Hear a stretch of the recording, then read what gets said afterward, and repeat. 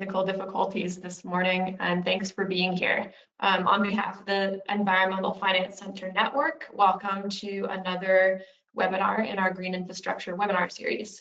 Today's session is on community-driven workforce solutions for green infrastructure and nature-based solutions to water, wastewater, and stormwater challenges. My name is Shannon Sloan Pepper. I'm with the Southwest Environmental Finance Center, and I'll be your host for this and other webinars in this series. This is a series made possible with funding from the US EPA under a grant aimed at helping small, rural, and tribal communities access funding. The goal is to maintain compliance with the Clean Water Act to prevent, reduce, and eliminate pollution in our collective waters. Before we begin, I'm going to go over a few logistics and a little bit about GoToWebinar as a platform. During the webinar today, everyone will be kept on mute to ensure audio quality. And if you have a question at any time during the presentation today, please go ahead and just type it into the GoToWebinar dialog box anytime throughout this session. We're going to be saving your questions for a facilitated Q&A session at the end of the presentation. That's going to be about at the top of the next hour. So make sure that if you think of any questions during the presentation, find that questions tab in your GoToWebinar control panel and type it in, and that'll ensure that we can get to your question today.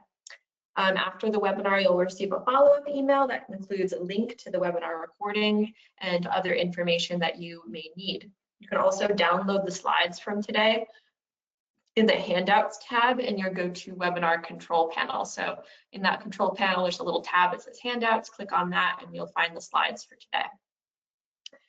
Slides will also contain URLs, so any links that we share during the presentation today and resources. So that's a helpful thing to download. And on the screen here are some instructions for how to open the control panel in case you need some help with that. This webinar has not been submitted for pre-approval of continuing education credits, but eligible attendees will receive a certificate of attendance for their personal record. So to receive that certificate for the session, you just have to attend the entire session and register and attend individually using your real name and a unique email address. Certificates will be sent via email within 30 days of the webinar date. And if you have any questions or need any assistance, you can go ahead and reach out to this email on the screen, smallsystems@syr.edu. Now for a little bit about us, the Environmental Finance Center Network, of which my organization, the Southwest EFC, is part of, provides training and technical assistance to small water, wastewater, and stormwater systems in all US states and territories through our capacity building programs. If your community or utility needs assistance with drinking water, wastewater, or stormwater system management, please feel free to contact us through our request form, which we can share in the chat. Also, if you go to our website, efcnetwork.org/gethelp is a great way to do that as well. You can also subscribe to our EFCN YouTube channel, and that will contain recordings of all webinars that we do through the EFC network. Our intention with this particular webinar series is to highlight the ways that effective planning, implementation, and maintenance of green infrastructure demands partnerships across departments and disciplines. And this requires us as organizers of this series to also look to our colleagues in planning, engineering, policy, landscape architecture, community coalitions. The list really goes on. And we want to reach academics, practitioners, students, policy advisors, people from all disciplines. Here's an overview of our webinar schedule. We'll be doing these approximately quarterly, so make sure to check back on the EFCN website for updated event pages as we get closer to each webinar release. You can also sign up for email updates at efcnetwork.org/training-events. Each webinar is recorded as well, and you can watch either the live or recorded versions of these webinars. And the recordings will be posted to the event page for each webinar and will also be available on the EFCN YouTube channel. Hey Shannon, I was just going to jump in quick. The slides don't seem to be advancing. Is there a possibility we could try just like shutting off the share screen and then throwing it back on really quick? Sure. Yeah, is it stuck on the first slide? Is that what's going on? Yeah. Okay. Let me go ahead.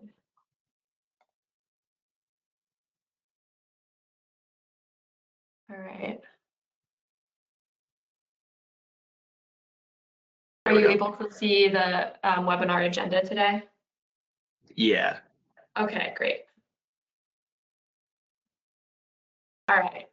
The technical issues continue. All right, we've got this. Here's our agenda for today.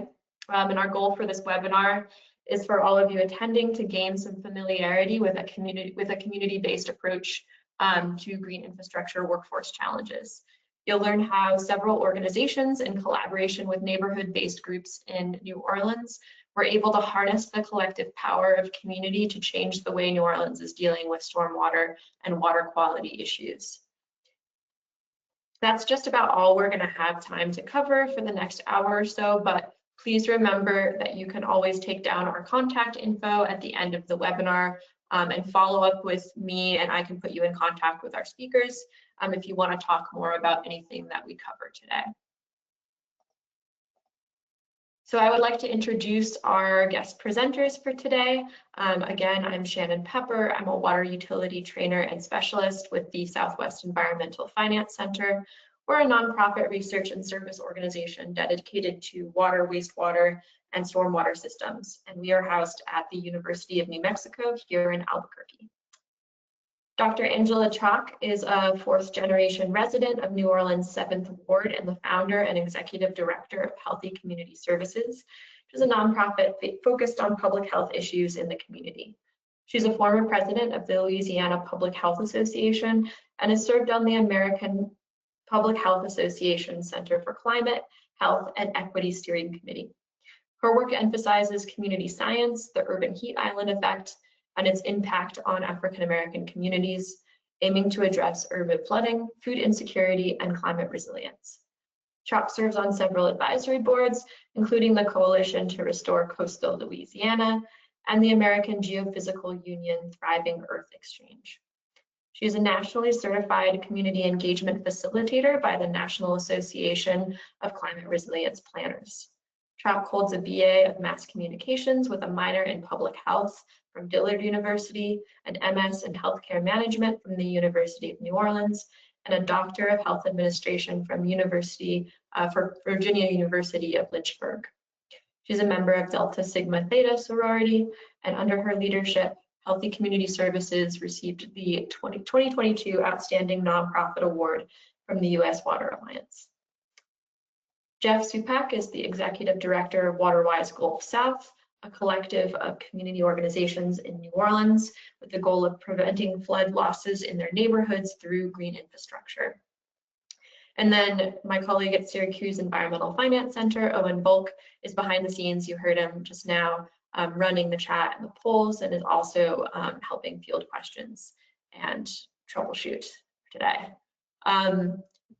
Owen, just a note on that. Are we able to get Jeff on, do you think, for his section? Yes, I will be able to send him an unmute request, and You'll hear me?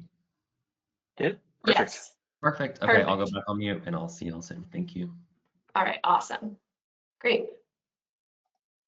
Okay, so before we launch into our guest speakers' presentations, I'm just going to go over the basics of green infrastructure as it relates to water, wastewater, and stormwater systems. If this is the first webinar in this series that you're attending, just know that you can also view the full version of our first webinar, which has, it was recorded and is hosted on the EFCN website. For those of you who are returning, I'm going to try to keep this brief so that we can move into our guest presentations. So let's just go over what makes green infrastructure such a compelling water management option for communities of all sizes. So when thinking about the words water infrastructure, most people will associate to things like pipes, concrete lined drainage trenches, maybe treatment plants. These are infrastructure assets made primarily from concrete and steel, we like to say. So then what about the green part? What do we mean by green infrastructure? So there's no official or universally agreed on definition for green infrastructure. For the purposes of this series, I'm just going to break it down like this. So with green infrastructure, we're talking about water, wastewater, and stormwater infrastructure that integrates natural systems like plant growth and the water cycle, soil filtration as part of the function of the infrastructure. So beyond just bacterial and biochemical processes that are commonly used in wastewater treatment plants. So this could look like a vegetated swale, like you see on the screen here, could look like a rain garden or a wetland, either constructed or naturally occurring. And from these pictures, it might seem like I'm creating some kind of dichotomy of green versus gray, but actually in most cases, we advocate using both types of these infrastructure, and we need them to work together well. So let's look at one example of green and gray infrastructure that share a function but look a little bit different on the ground. So here we have concrete sewer pipes whose function is the conveyance of stormwater away from roads and buildings. Its green counterpart is an infiltration trench. This one is situated along a roadway.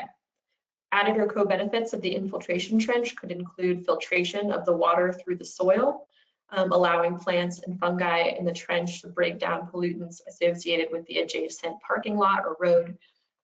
Things like heavy metals, oils, and these kinds of things can be uptaken, I suppose, by the plants in the trench. And this is a feature that the community can also enjoy walking along, with plants cooling the air and improving air quality, as well as by capturing carbon and other airborne particles. So if you're still feeling confused about what green infrastructure is and what it looks like at different scales, please go ahead and watch the first webinar in this series. It's called Green Infrastructure 101, and it gives more of a broad overview and more examples of green infrastructure and what that can look like. We have a recorded version of that first webinar on our YouTube channel. So why are we advocating and advancing green infrastructure, also called nature-based solutions in some circles? So a big reason is climate resiliency. Much of our current infrastructure was built with a really different idea of what a 100-year storm might look like. Here in New Mexico, for example, that looks like longer periods of drought followed by deluges of precipitation, far outside historical norms on both aspects. And much of our aging storm sewer infrastructure is not really built to handle these kind of volumes of water. And we're losing a lot of that valuable fresh rainwater. Here in the desert Southwest, it's valuable fresh rainwater as runoff. And green infrastructure at all scales can capture, slow, and filter stormwater where it falls. And this reduces the burden on treatment plants and simultaneously improves water quality by treating the water before it returns to the sources that we use for drinking, like rivers and groundwater. There's also the aspect of co-benefits. So in addition to slowing and infiltrating rainwater, there's a range of co-benefits for human and wildlife alike. And I touched on a couple of those kind of as I've gone through this intro, but co-benefits are basically just additional benefits that aren't necessarily directly related to conveying or treating stormwater, but maybe include habitat, might include aesthetics or air quality improvements, things like this. And then there's the aspect of partnerships. So here in the US, in both law and down to the community level, drinking water, wastewater, and stormwater systems are built and managed as separate from one another, even though all water on Earth is part of the same system, which is the water cycle. But usually there's a limited understanding of how to fund and implement green infrastructure because it demands all of this engagement, this cross-disciplinary, cross-departmental collaboration in order to be successful. And so during today's presentations, we're going to go into an aspect of partnerships that's really important for the success of green infrastructure, because most of that infrastructure is above ground. So unlike sewer and water distribution systems, it's not underneath the ground. It is usually on the surface, in the public eye, and the way that people relate to the green infrastructure in their neighborhood, in their city, it has an enormous impact on the success of that infrastructure in the long run. And we'll get to hear and see a little bit more of that from each of our presenters today. So I am really excited to introduce you all to Dr. Angela Chalk and her presentation, Building the People's Legacy. So at this point, Angela, I'll go ahead and hand off the presentation to you, and you can just let me know when you want me to advance the slides.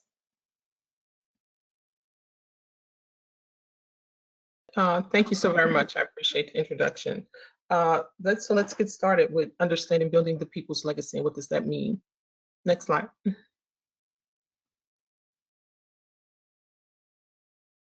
And so today's goals, we're going to look at the 3 E's: engage, educate, and empower, building trusting relationships, the intentionality of building resilient communities. And then we'll look at one of our largest projects in New Orleans, the Vision to Reality Stormwater Management Park, and how that process came about with establishing the park. And then what's the call to action? What is it that you're going to do in your neighborhoods? Because all of this is community-driven actions, and our community is no different than yours, that when people get together to define a common goal or look at a challenge and then define that common goal to come up with a resolution, nothing is impossible to be completed and done. So let's get started.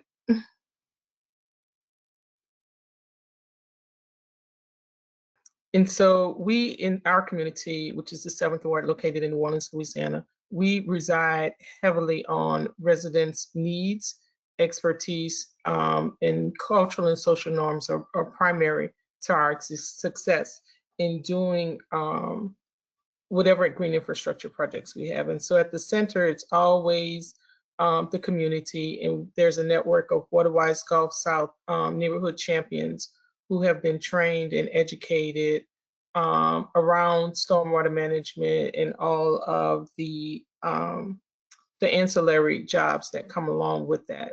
And so we're going to look at this particular project, the Vision to Reality Stormwater Management Project.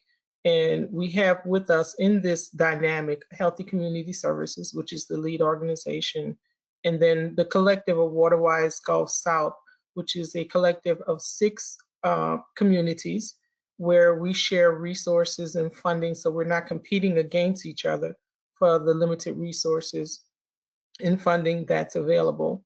And then Groundwork New Orleans, who actually built the Vision to Reality Stormwater Management Park and maintain it, along with our local decision makers, academic institutions, and professional organizations that help us also to facilitate these interventions by providing us with technical assistance, and then educating our elected officials about what is green infrastructure, because honestly, they don't know. And so it's our job to inform them so that we can shape policy that affects us in our neighborhoods, which end up having regional unintentional good consequences of our community-led actions here in the 7th Ward. Next slide.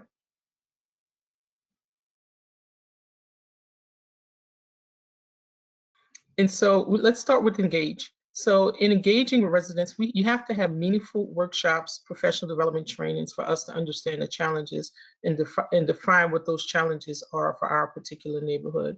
And that means tapping into residents' professional skills, legacy knowledge of residents, and again, respecting those cultural and social norms in our communities. But most importantly, compensating people for their time as they participate in visioning sessions as committee members to move forward the agenda that residents in the neighborhood say this is the priority. And of all things, prioritizing what residents want is paramount to the success of this particular project and all of our projects under the Waterwise Gulf South umbrella. Next slide.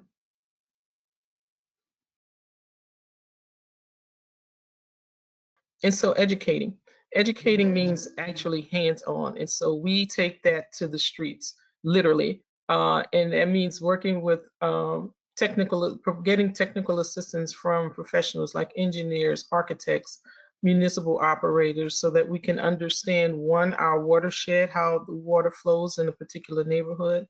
And then most importantly, having our elected officials at the table with us to understand, because like I said, most times this is a foreign topic subject about nature-based solutions and green infrastructure. And certainly these were not conversations that were being had in Black communities. Next slide.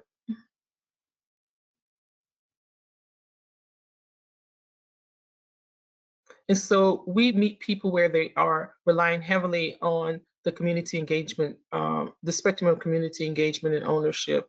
And so referencing this chart, we can move from residents being ignored, being informed, disconsulted, all the way to the part where we're collaborating.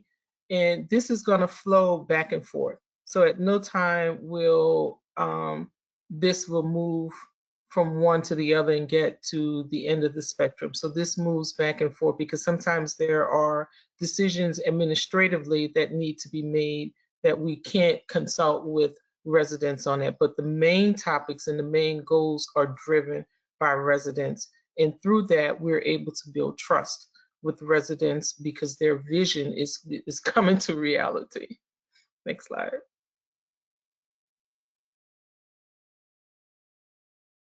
And so by empowering people, we are literally taking it to the streets and providing people with hands-on experiences to understand not only the watershed, but the reasons that we may have the issues like Shannon mentioned earlier about the great infrastructure. And so we marry the great infrastructure with the nature-based solutions in the projects that we're doing. And we know that they have to work complementary to each other. Next slide.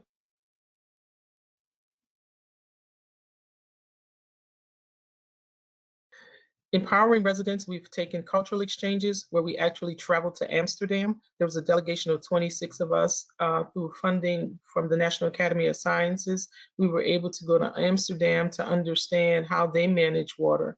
And some of those technological advances that Amsterdam have, we can then come back and replicate those to the conditions that we have here in New Orleans. And so it has become an international peer-to-peer learning experience between those of us in the Waterwise Gulf South Collective, along with the researchers at Del Torres, the applied researchers at Del Torres in Amsterdam, Netherlands. We've also had folks to come in from Japan to understand how we work as a community to manage water where it falls. Next slide.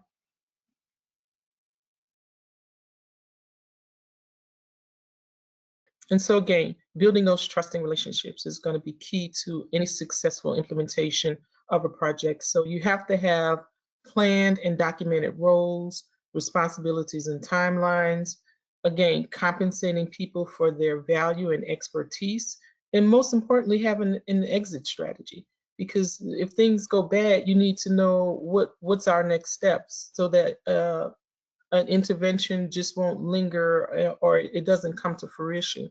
And so what we've done with the Waterwise Gulf South Collective, we've made a pact with each other that no matter how we may feel personally about a situation, it's our communities that are first and foremost that we represent, that we will put aside personal differences for the good of the community. In that way, you can part ways amicably and respectfully. Next slide. And now, the vision to reality stormwater management part. As you can see, this area was a rutted out area. We began construction in late 2016. Next slide.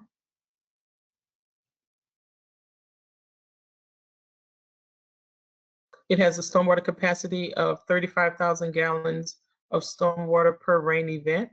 The process was community driven, but most importantly, Healthy Community Services holds a joint use agreement with the Louisiana Department of Transportation. The property value has increased from $28,000 to just over, currently now, just over $400,000. The health Groundworks New Orleans did a economic impact study, and so the return on investment for every $1 that was invested in this project, there's a $5 return on investment for that. This is a hurricane evacuation route, so it's not only important to the residents in the immediate neighborhood, but also for residents of our neighboring parishes of St. Bernard and Plaquemines parishes. It provides full-time work for the Groundworks ground crew, and they have an apprenticeship. So next slide.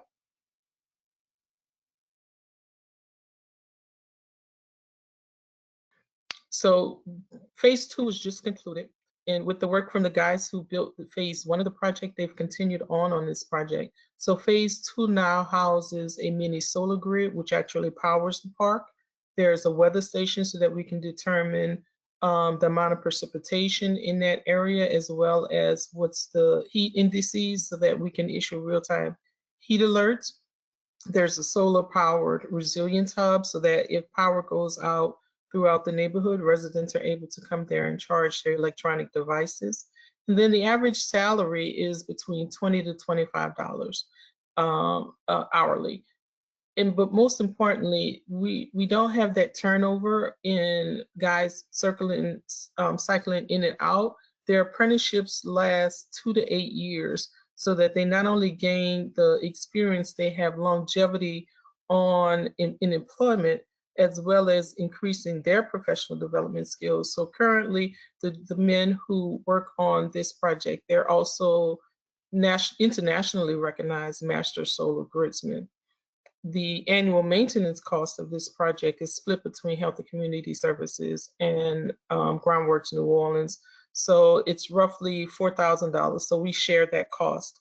But most importantly with that, we are maintaining employment for the young men who maintain this park, and it allows them to have other opportunities to do maintenance on other projects, such as with the Sewage and Water Board, or I know currently they're working on maintaining the properties in the Gentilly Resilience District. And so you create that longevity, you increase professional development skills, and if and when these men decide to leave Groundworks New Orleans, they certainly go with a host of professional skills and training to be able to go out and work on any nature-based installation. Next slide. So on the left is what the park looked like in 2007 upon its completion. And on the right, this is the current view of the Vision to Reality Stormwater Management Park. Next slide.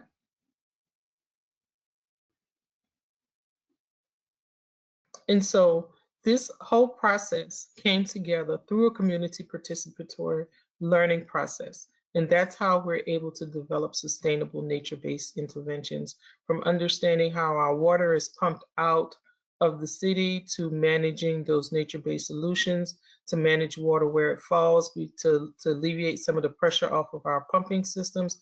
Residents are literally hands-on involved so that they understand the whole process from beginning to end. And so what's your call to action? So your call to action, next slide. Well, let's thank our funders, because these are our funders. But your call to action is to replicate what it is that we do here in New Orleans. And next slide, if anyone wants to reach out to me, there's my contact information. And so thank you very much. I'll turn it over to my colleague, Jeff Supak.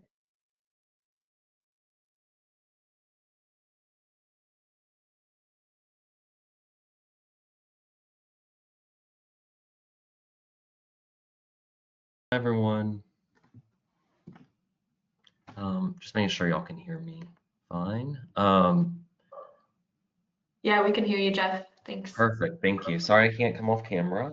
Just having a few technical difficulties, but thank you, Dr. Chalk, for setting up the presentation nicely. My name is Jeff Supak. I'm with WaterWise Gulf South.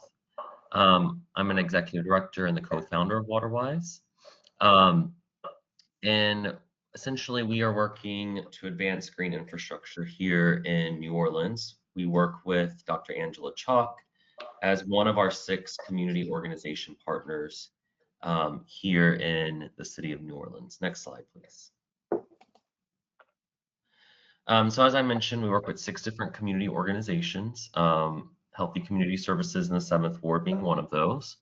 This is our team representing 6 different neighborhoods across New Orleans that are low-lying regions. As you'll see on the next slide, kind of point out and give some topography of New Orleans, just so that we have a kind of a basic understanding. But the city of New Orleans, I think many people have heard time and time again that it's below sea level. That is not 100% accurate, as there are neighborhoods such as the French Quarter that many people are familiar with that are above sea level, and there's areas such as Dr. Chalk's neighborhood, kind of where that near that Esplanade Ridge line in the 7th Ward is in yellow below sea level. So we have a very specific topography where we have neighborhoods that have totally been drained over the last 300 years of building the city to make way for urbanization, essentially. So we have huge swaths of land such as Eastern New Orleans, Gentilly, Mid-City, that people live in every day and don't have to deal with flooding on a continuous basis, but we experience flooding whenever we have these intense rainstorms. Next slide, please. And this slide just shows how our system is set up. So we are in a watershed where we drain most of our lake to Lake Pontchartrain, which is very common for many municipalities of, water is going to find the lowest point, which is usually a water body, being a creek, a stream, a bayou, a river, a lake. That's true here in New Orleans as well. However, these red diamonds on this map show what we call pumping stations. So we have over 24 pumping stations that actually have to push that water out using mechanical pumps to Lake Pontchartrain because we do have those neighborhoods that are below sea level. So we rely on a lot of engineering to ensure that our city stays dry. And most of the time it does. But as you'll see in the next slide, we do have intense rainstorm events that lead to pretty severe flooding for us. Thankfully, most of our houses are raised in New Orleans, so we don't really always see house flooding issues. We don't have basements, so we don't really get basement flooding. But what we do experience is people trapped in their neighborhoods. They can't leave. Their cars do get flooded time to time. They can't get to work, can't get to school. It becomes a major inconvenience. We do have some neighborhoods where houses aren't raised, maybe as higher. As usual, they may experience some house flooding or they may put sandbags out. And we see this commonly, and this is not associated with any hurricane or tropical storm system. This is a rainstorm and kind of a summer rain where we get a lot of rain at once, and our pumps and our drains really can't handle all this water that we're experiencing. Next slide, please. And some of that is due to climate change, of course. We're having more intense rainstorms in the Gulf South. This was from the National Oceanic and Atmospheric Administration, part of the US government. This was a study done in 2016 after we had really major flooding in Baton Rouge, upriver. However, what they found since 1900 is we're having an increased number of flood events by 40%, and we're also seeing the amount of rain intensity increase when it does rain by 10%.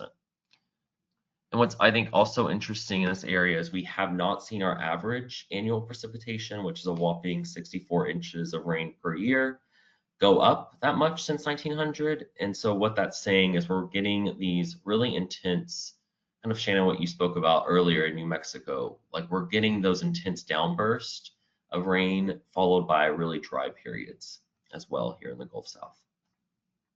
Next slide, please. So these are some of the census tracts that we work with in the WaterWise Gulf South Collective. If you can remember the map with the green and yellow, these census tracts are definitely mostly in the yellow below sea level. As we mentioned, New Orleans East, the upper and lower 9th Ward, Tremaine 7th Ward, which includes Dr. Angela's neighborhood, and Holly Grove Dixon. A lot of these neighborhoods also sit along hurricane evacuation routes like Interstate 10, Airline Highway, Claiborne Avenue, which is also a state highway.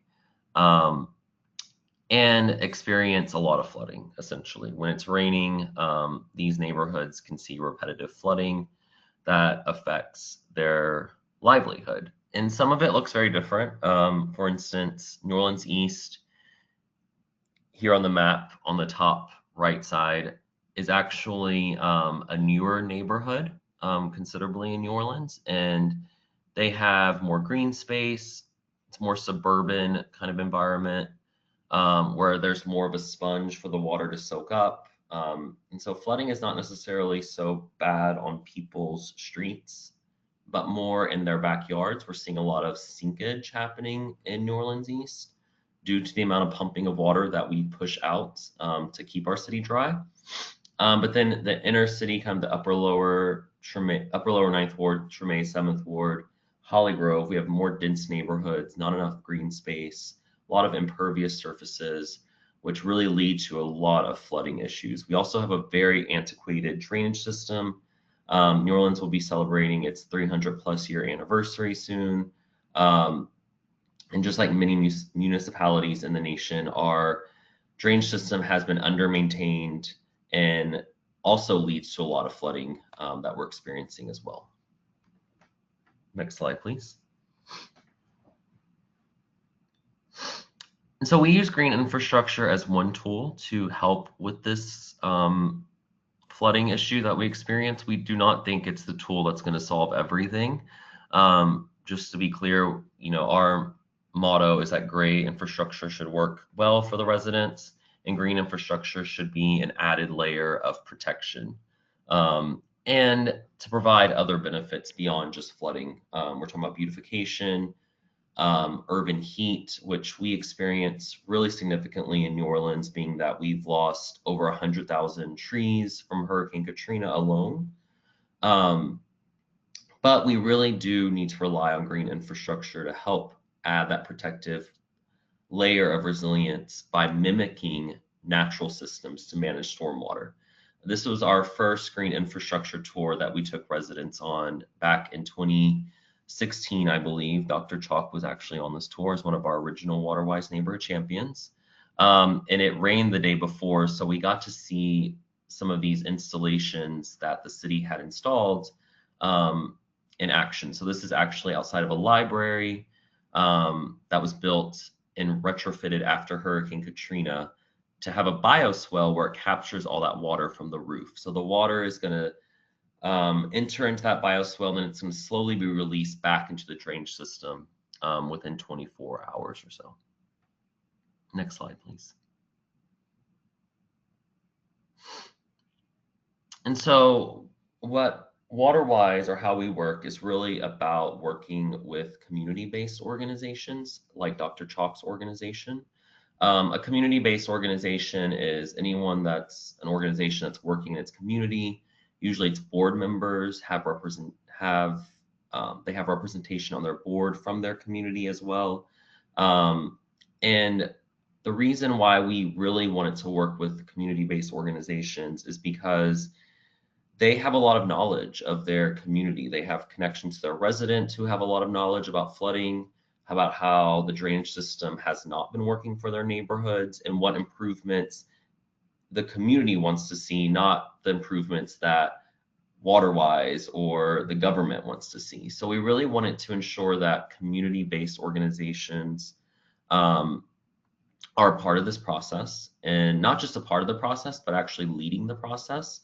So we really work, a lot of our work is actually to help develop the capacity of these community-based organizations. And as you can see here, these are all leaders from community-based organizations, whether they're giving their presentations, they're bringing people out to learn about green infrastructure, taking them on tours, getting ready to plant trees, as you can see with Miss Cynthia in the top right corner. Angela is featured in the middle at the top, working with youth on tree planting initiatives. So we really want to make sure that community-based organizations are at the center of this. And if you go to the next slide, that also means residents are a part of this as well. As Angela said, residents kind of sit at the center. They're the ones that experience the flooding, the urban heat, the subsidence, the lack of beautification. And so we want to make sure that they have the tools to be able to advocate and to implement these projects. So on the far left, this is a resident in the Treme, Miss Renata, giving a presentation to the city officials and engineers about how intense the flooding is in her neighborhood. And in fact, the Treme had 6 different floods in 2024 alone. She has to put sandbags out every time it rains, causing her an intense amount of stress. She actually had to save a couple with a baby outside their home when it was raining because the water was filling up their car so fast. So we wanted to make sure that we're doing bridge building with government officials for them to learn how intense these situations are. In the middle photo, again, we're doing some tree planting. So we have residents learning about how to survey and where to plant trees appropriately so they don't cause more issues down the line. And on the far right, this is from our green infrastructure tour last year. We actually have one on this Saturday where residents get to see these projects in action. So they're visiting a stormwater planter box behind them. Next slide, please. And we also install projects. So we work with neighborhood champions who have experiencing drainage issues on their property, and we do a lot of investing in their properties and investing in contractors to make sure we have a solid workforce around this field. So not only do we hire contractors, we want to make sure that they're trained in the National Green Infrastructure Certification Program, Louisiana Horticulture Licensing, so that way we can have experts performing these projects. And these are people from the community that have many times started their process with WaterWise through our workshops and our training and became interested to expand their services to do more green infrastructure building. So you'll see a rain barrel being installed, concrete removal for a French drain in the middle, and then on the far right, concrete removal for a rain garden to be installed as well. Next slide. And finally, we also involve our youth. We do a lot of adult training, but we are starting to seed more of our interest in our youth as well, as we know they're the future of this city, of this region. And so we want to make sure that they're getting the information, getting the education, and hopefully will become landscape architects, contractors, resident leaders in the future as well. Next slide. And so we call this the WaterWise Gulf South model, and what we really follow is what Dr. Chalk alluded to earlier, which is the spectrum of community engagement. And if we want community to be really involved in this, if we want to create a workforce for this, we really believe that community needs to have more power in decision making and not just kind of a top-down approach where, again, on the left, a lot of residents feel ignored about this issue, or just slightly informed about this issue. We want to bring them to that collaborate, defer to, and sometimes it's even just bringing them to involved, so feel that they're involved in this process. Like Dr. Chalk mentioned, we use the spectrum as not just one point in the process, but it's kind of flows back and forth, and just really to move us forward in community ownership. Next slide, please.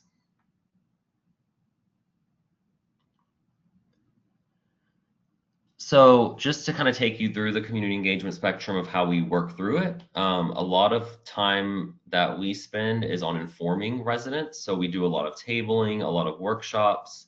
We also have a Green Infrastructure 101 workshop that we do locally just to teach people about what is green infrastructure, what is the drainage system, how does it work? We know it's a little bit more complicated, so we spend a lot of time on that. Next slide. Other examples of informing is doing tours. We take residents to visit our stormwater office, the Sewage and Water Board, to look at the pumping stations, how the pumping stations work, to look at different infrastructure and action. We look at green infrastructure, as you see on the bottom right corner. Next slide, please. And we also ask residents to get involved in helping with projects. We do work and learns where residents can get their hands dirty to install green infrastructure together, to build rain barrels together, to install rain barrels so that they can get more information about how green infrastructure works. Next slide. Moving up that spectrum, we do a lot of consulting with residents, meaning we do a lot of interviews, surveys, talking to residents to gather their data. This is an example of a project that we're working on right now in the lower 9th Ward to really understand flooding hotspots in the lower 9th Ward. Next slide. And then that allows residents to be more involved in the decision-making process. Once we can get that data in, we can then turn to residents, and once they're informed, they're consulted, we can involve them by making the decisions around green infrastructure in their neighborhood. So on the left, I really wanted to highlight this little journey that we took with Dr. Angela since she presented today. She's on the left with her residents. They're talking about where they want to see green infrastructure in their community and how it will benefit their community. And so that was at a visioning session where residents start to put their input in to kind of show where they want to see green infrastructure and where it will best work. Next slide, please. And this is how we collaborate with our residents, is then we start to develop committees with them. This is our visioning session committee, like Angela mentioned. We went to Amsterdam together, and they really are able to provide more decision making as their knowledge grows. Next slide, please.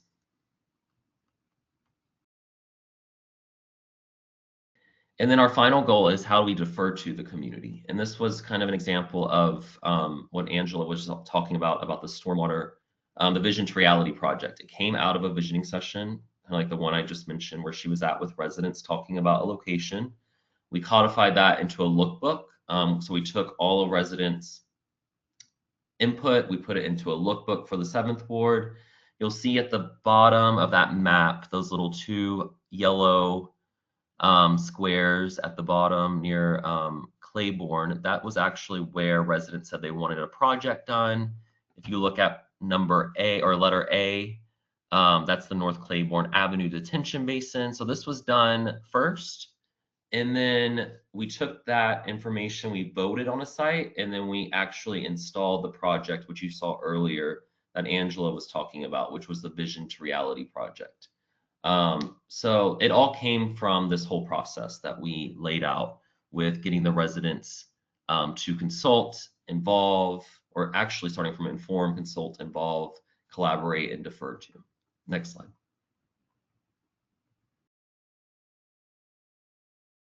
And this is what you see, a project that was built and installed that became a vision to the reality, where it actually manages now 35,000 gallons of water from Claiborne Avenue, which was a flood hotspot identified by 7th Ward residents. Next slide. And these are just some quick images, just showing all the ways that we get involved, from block parties to the photo at the top right that Angela was hosting, to art on the top left with Cheryl, our partner in Treme, getting youth involved, residents involved to install projects. Next slide, please.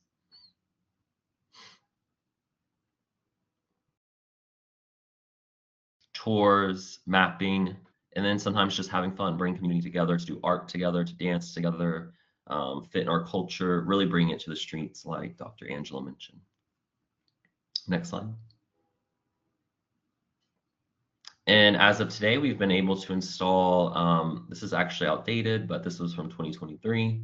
We installed more projects than this at this point, but we've been able to install numerous green infrastructure projects, trees, rain barrels, providing at that time $19 million in social and environmental benefits. This was a report done by Earth Economics, who was able to calculate the environmental and social benefits of our portfolio of projects. Next slide. And that's all from WaterWise. So if you want to get more involved or learn more about us, this is our Instagram, our Facebook, website. in our email. And thank you so much for having us on today. Thanks so much, Jeff. That was great. And thank you also to Dr. Chalk. We'll have a question and answer session in just a minute, so don't go anywhere. I saw some really great questions come in the chat. So Jeff and Angela, if you'd be willing to stick around. And we do have a bit of time to answer these questions, which is great news because there are some good ones. So I just wanted to point you all towards some additional resources as well. This report, The Benefits of Community-Driven Green Infrastructure, is a report from Earth Economics, which is an organization that Jeff referenced in his presentation. And this was a report done in partnership with WaterWise Gulf South. So if you're interested in like more detail on some of these projects that and data points that Jeff spoke of, I would highly recommend checking out this report.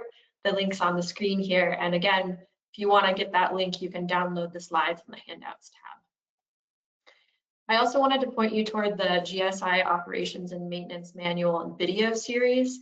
A group here in Albuquerque called Arid LID Coalition developed this GSI manual, which addresses common and specific question of how to maintain a green asset once it's installed. And this manual is full of really helpful asset-specific guidance, general diagrams of various GSI features down to templates and schedules for regular maintenance for each green asset. And the video series I found is particularly accessible for folks with short informative clips of green infrastructure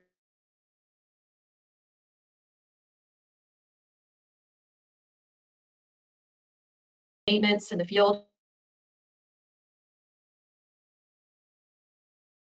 Message that said my audio connection blacked out a little bit, but just in case you missed it, I just found this video series to be really accessible for professionals in the field, and also for folks who are involved at more of kind of a residential level. So make sure to take that note and check this resource out.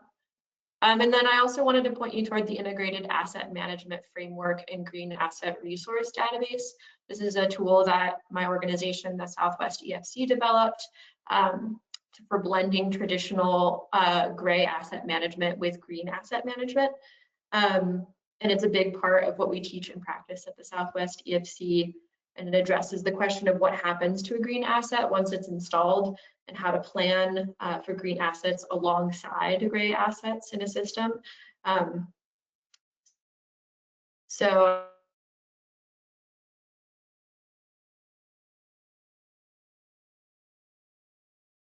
we're going to go ahead and launch into our question and answer session. Jeff and Angela, would you be willing to unmute? And if you have it available, Angela, if you could turn on your video as well. And we're going to kind of field some of these questions that we got in from our participants. If there's just a chance even a line of threading like who we were before, stuff like that. All right, so it looks like we've got, I'm going to go ahead and direct some questions from Jeff's presentation first, because I think Angela is still bouncing between calls here. No, I'm here. Let's see. Oh, you're here. Okay, great. Mm-hmm. Perfect. Okay, so we got a bunch of really good questions. I'm going to try to get to most of them today. We got a question in from Ashley Cooper during your presentation, Angela, asking what are some of the best practices learned from educating elected officials, and what was the focus first on state officials or local officials? I think you had talked about that briefly on one of your slides. The first thing is patience. And we in relationships.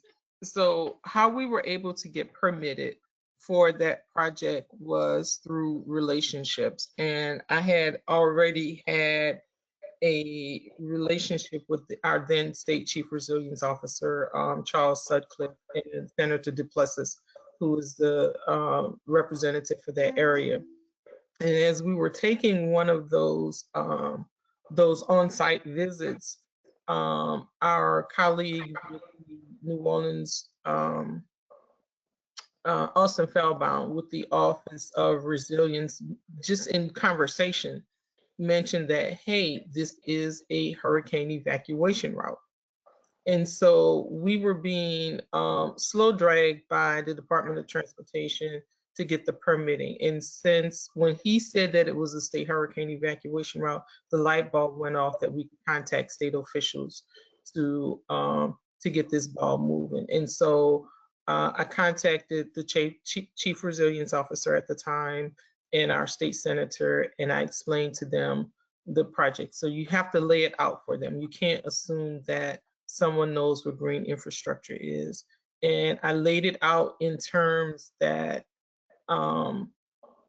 it not only related to the immediate community, but by being on a hurricane evacuation route, it impacted residents of Plaquemines and St. Bernard parishes. And so through their magic wand, they were after having those conversations and educating those two folks, within about a week, we had the permits to be able to go ahead and break ground. So you had to have an engineering permit as well as a vegetation permit. So never underestimate the value of relationships and trusting relationships. And then I had the conversation with Scott Boyle when HCS and the Waterwise Collective, we had a summit on building bridges with elected officials and finding that commonality. And it came to find out that the director for DOTD in this region, he actually grew up in the neighborhood. And so we bonded together over those issues. But the thing that Scott Boyle says to folks when we read about how that project was, because they were reluctant in giving a permit, and he quotes my words. He was like, "Well, you never had me to do a project before, and so what does he say? Don't mess." He says, I told him, "Don't mess with me because I know what we can do. You know what my capacity was. Don't judge me by somebody else's lack of doing something." And so that little flippant conversation that we had, we've become great partners, and now we have standing quarterly meetings with DOTD, all because we bonded together over a common project, and we've built those trusting relationships. I'm not saying be flippant with people, that might not work for you, but in this respect, it did. And most importantly, educating our elected officials, and at the time, the Secretary of Transportation, educating Dr. Sean Wilson as well, that grew into what now DOTD calls as a model for working in urban settings, because it's different. What we found was that it's different in rural settings from urban settings on what we can and cannot do. Right. Those are all really good points. And I think that it is just so important to have elected officials on board. Whether you're urban or rural, but those approaches are probably going to look really different because you're working at really different scales. Yeah. That's great. Okay, and then we have a couple of questions. There's two questions here that I think are kind of related. So I'll kind of read them both together. And I think that both Dr. Angela and Jeff would be good responders to this. So one question is, what do you find the best outreach and community engagement mechanisms are? Where do you recommend communities who may not have, or I think what do you recommend for communities who may not have that level of engagement kind of to start with? So that's one question. And then another question from Collie Bronson is, how do you get residents more involved, more engaged? How do you get them to come to these meetings and tours and work days? So I think those two questions feel related to me. So yeah, Dr. Angela and Jeff. Angela, can I jump in real quick? Go ahead, sure. I think you can build off this, but I think the way that me and Angela even started working, which she tells a story a lot, is to show her. She wanted to be shown what green infrastructure was and not just talk about it. And I think that's a lot what residents have said is, you can have workshops, you can have events, or you have workshops and they can be very, you talk about these things, but it really was about leaving tangible benefits in a community or tangible assets. And I think that's how WaterWise really actually got people involved, is we started with very, affordable things as our funding grew. But at first we started just like with rain barrels as kind of a gateway to green infrastructure. Not saying that we were going to develop this like rain barrel program for the city of New Orleans and everyone's going to get a rain barrel, but more like, let's put people's hands on this. Let's start to see, what people notice when they collect water from their roof and they go, oh, that's a lot of water coming off my roof. Or let's actually put in a rain garden or bioswale. And Angela was the first one who basically told us, like, we were just doing workshops. That was really what we thought we could do at the time. And Angela said, I'm kind of tired of seeing and hearing about all these things, especially after Katrina. People promised us a lot of things, but didn't really follow through with anything. So she challenged us to build a bioswale in her yard. And it was the first actual intensive green infrastructure project that we did. And Angela, being the community leader that she is, she didn't just do it. And, what she did was invite all her neighbors to come, all of her friends to come, all of, any relationship she had. And it really got people excited and involved. So I think it goes back to that relationship building of, you need to find a few folks who are engaged, and they may not even be engaged about the process. They may just be engaged in other parts of their communities. And then you need to be willing to go outside the box, like outside of just checking an outreach box. It is really about kind of taking input from the community. And Angela's input was, this is all good, but I need to see these things actually tangibly. And then you have to kind of rise to those challenges, I think. Jeff, you're about to make me cry because I got flipped with you as well. All of that is so very true, because remember, we're coming off of post Katrina. We were promised cranes in the sky. It was going to, the goal was to turn this city into a green dot, which meant that people would not be able to come back home because the city was basically going to be raised. It wasn't worth investing in. And I had no clue about green infrastructure or nature-based solutions. And when I went to a WaterWise Gulf South workshop, because I had had a conversation with a 14-year-old who's now a statistician for nature-based solutions. And I still was not a believer. Even after the project was put in, I'm like, oh, this is cute. The water did infiltrate after a heavy rainstorm, but I was really skeptical. I'm like, this worked this time. And then it rained again. And then I noticed that it was not flooding on my side of the street, but it was flooded on the opposite side of the street. And so, Jeff, you remember the saying, we couldn't even calculate the bioretention saying.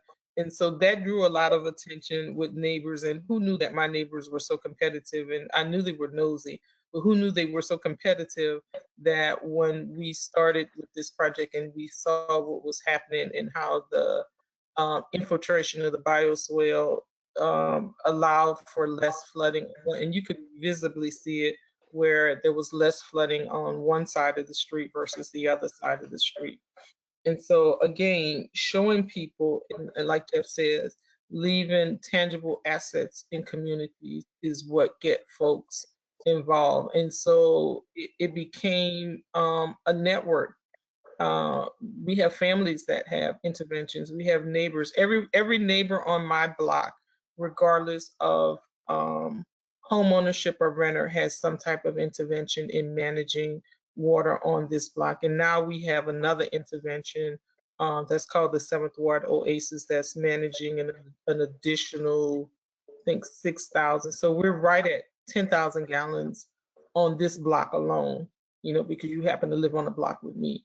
But spreading that throughout the community. We've worked with WEF to put in their service projects. We're working with the Association of Landscape Architects because we have the 2025 Legacy Project that will be built in May. So building those networks, and when you're at convenings with your funders, you never know who you're sitting next to. Talk to people, because we are able to get that economic feasibility study through a colleagues, Kursky colleagues of ours at Earth Economics, and that started with a conversation with Olivia Molden and I sitting next to each other, because we were measuring our success in gallons of water, our capacity, but the return on investment in dollars is what philanthropy and funders, they look at, because they were looking at their return on investment, and that's about to be updated because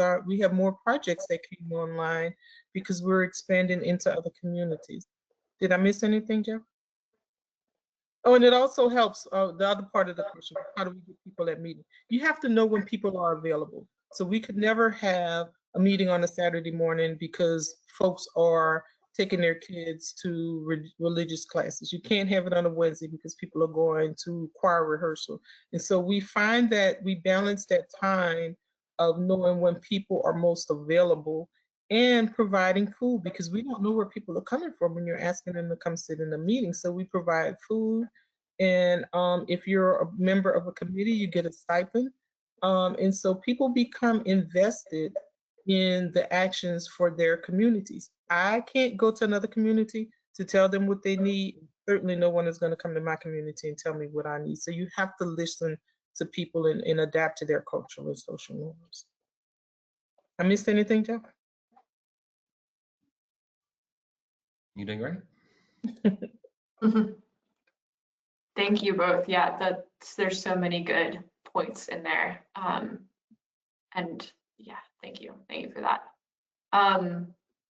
Okay, we have about 2 minutes left, but there's one more question that I just wanted to see if we could get your all's response to.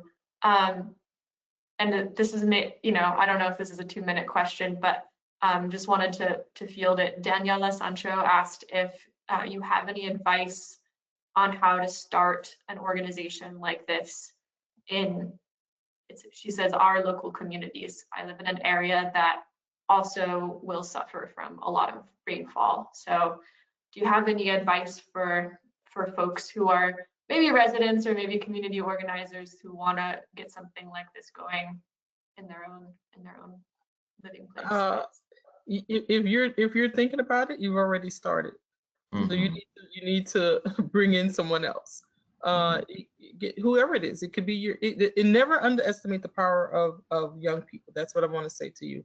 They have a say in how their world is. So if it's just you and your son or daughter or whomever, you've already started if it's just you. So start small, think small, and grow big. And people will come along. But again, leaving those tangible assets in the community so people can see your actions.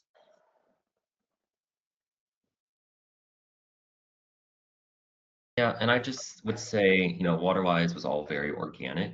We would have stopped a long time ago if there was an interest from the community.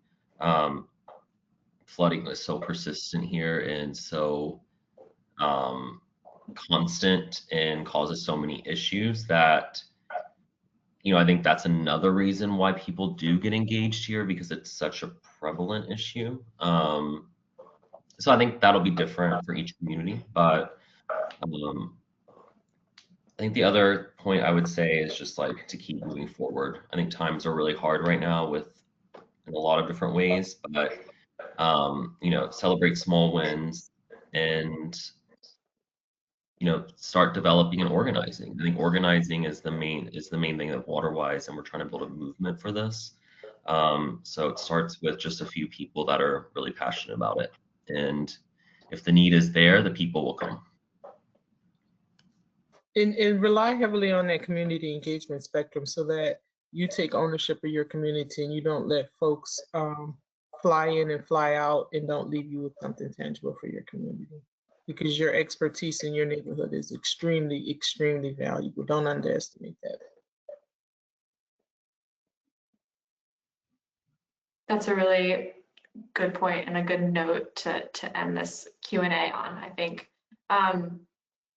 So I just want to give an extra thank you to our presenters for answering all those questions. There were a few questions that we didn't get to that were I avoided just because they weren't exactly related to the topic of today's discussion, but I just want to make a note to those of you who asked questions that weren't answered, that I will do my best to follow up with you and connect you with the speakers or answer your questions as best as I can.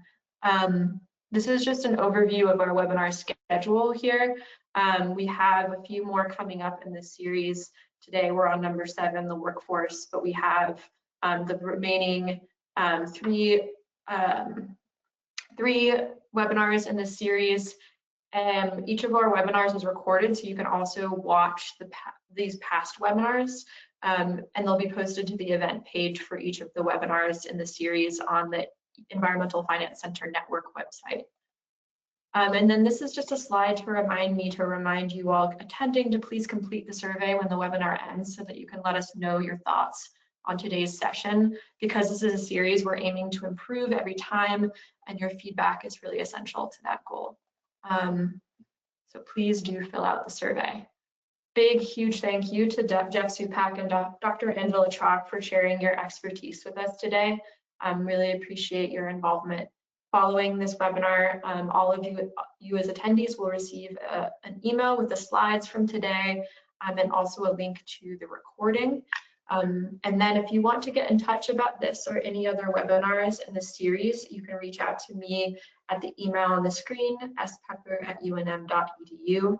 And I'm hoping to see you all at the next webinar in our series, which is really a continued conversation on public engagement and green infrastructure. It's such a rich topic. So we're going to continue to explore those methods and strategies for community engagement around green infrastructure.